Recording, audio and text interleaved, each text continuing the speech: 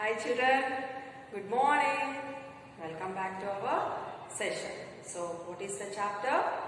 Sound chapter. So today we are going to learn about what do you mean by frequency? That means frequency of a sound wave. What do you mean by amplitude? What do you mean by oscillations? What do you mean by time period?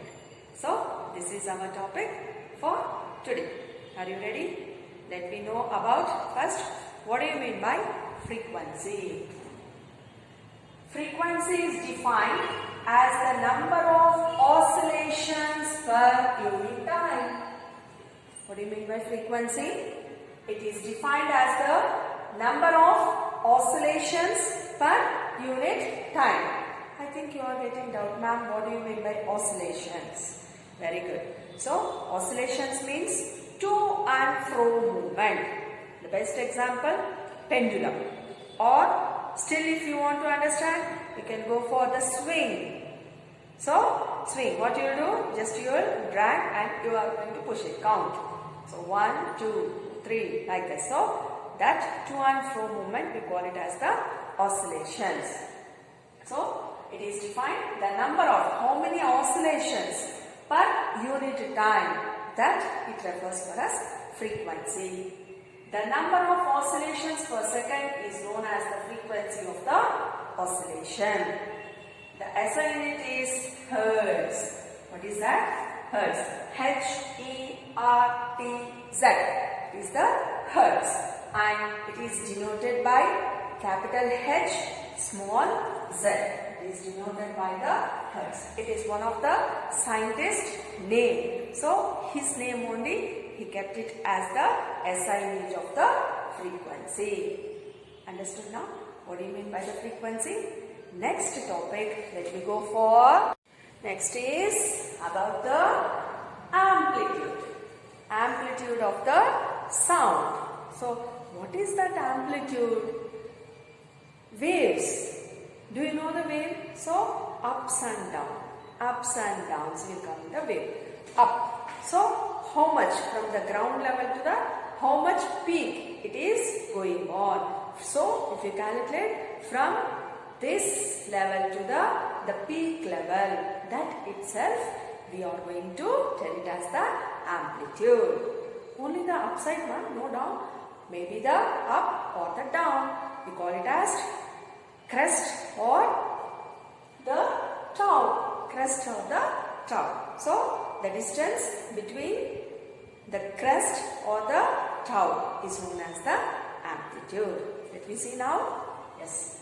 So amplitude of the sound. It is the magnitude of the maximum disturbance in the medium on either side of the mean position. That's why it's not only the up, down, both. So either side of the mean position. So here I can show you.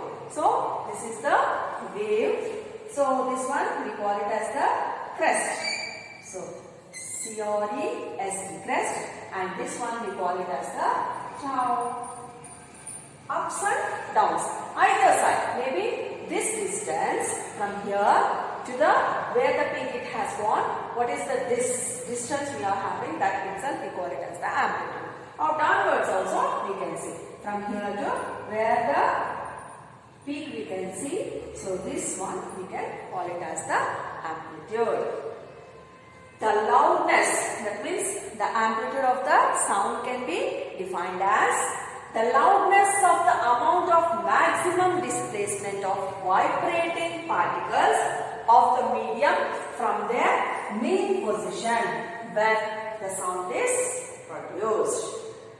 So the loudness of the amount of maximum displacement of the vibrating particles of the medium from their mean position.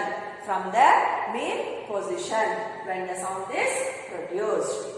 So it is the distance between the crest or tau. Only one we have to take, whether it is the crest or the tau and the mean position of the wave. Okay, so this is about the amplitude. This and all you have to note down in your running notes or the homework notebook children. Very important definitions. Okay, will you do it? Carry on.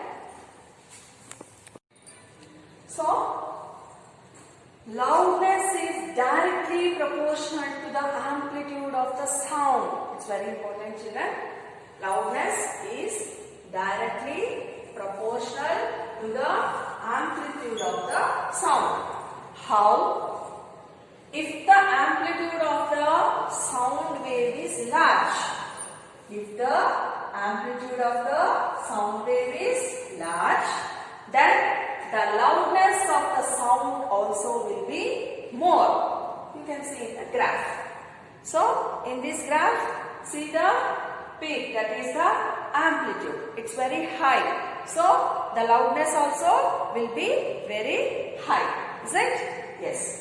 Then, if the amplitude is small, then the sound also will be feeble. Feeble means it is very less. So, see in this graph, the amplitude is very less, then the sound also will be the quieter. If the amplitude is more, the sound will be more. If the amplitude is less, the sound will be feeble, quieter. Is it? Yes. Next, wavelength. What do you mean by the wavelength? The distance between two successive crests or troughs. How many? Two successive crests or troughs of a wave. We call it as the wavelength. I can show you in the graph. So, this is the wave. What he told? Two crests or two troughs. Here I can show you the troughs also. The distance between the two crests or the two troughs. The down one we call it as the trough. The up one we call it as the crest. So, two crests or the two troughs we call it as the wavelength. Do you know, children, this wavelength is having its one of the Greek letter, that is nothing but lambda. What is that? L-A-M-D-A. Lambda. We are showing it to the lambda. How to write that? So, see like this. This is called the symbol of the wavelength. That is nothing but lambda. Then, wavelength is always inversely proportional to the frequency. Always inversely proportional to the frequency. If frequency is f, how can we write? Lambda is equal to 1 by f. Lambda is equal to 1 by f. What do you mean by lambda? Wavelength. What do you mean by f? It is the frequency. So, always the frequency is inversely proportional to its lambda, or the wavelength is inversely proportional to its frequency. That means longer wavelength.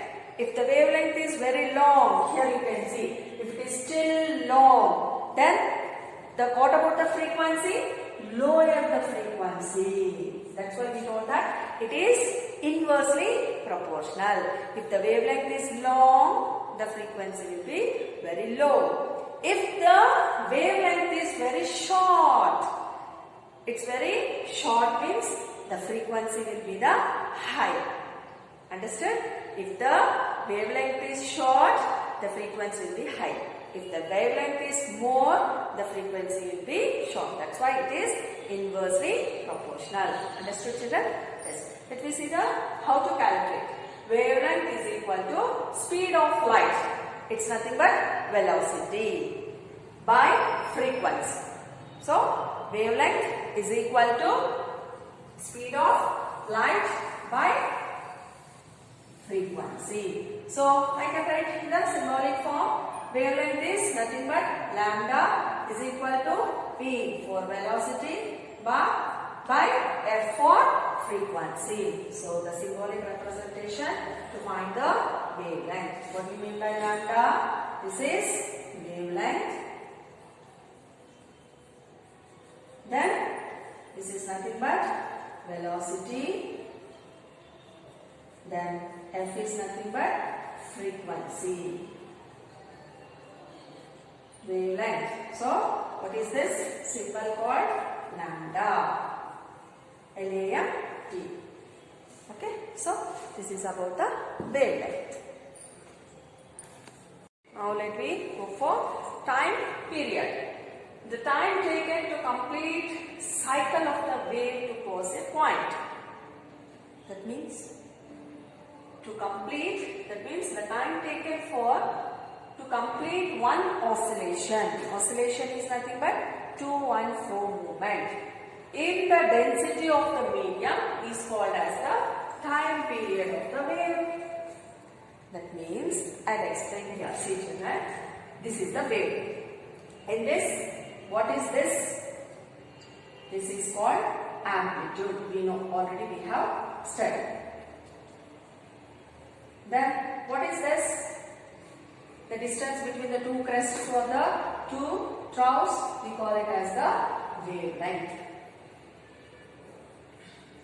Okay. Now, the time period is nothing but maybe the two compressions or two rarefactions.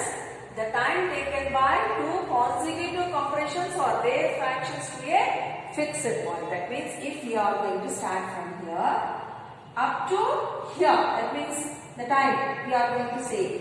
So, what is the time taken to the two rarefactions? Exactly, we are not stopping here. So, exactly if you want to count this distance, it's exact. We call it as the amplitude. This distance, we call it as the wavelength. But how much time it has taken from one point to the another point? It is denoted by the letter T. That is nothing but the time period. That only here it has taken. Time taken by two consecutive compressions or rarefactions. Compressions or the rarefactions to cross a fixed point. So, up to where? It should be the fixed point. So, I have taken the fixed point up to here. Up to here to travel. How much time it has taken? That itself we are going to calibrate it as the time period. Understood, children? So, today's class we have learnt about the what do you mean by frequency? What do you mean by amplitude? What do you mean by wavelength? What is the formula for the wavelength? What do you mean by the time period? So, these are the concepts in this class we have learnt. So, copy down from the board and mention it in your homework notebook. Okay. Thank you, children.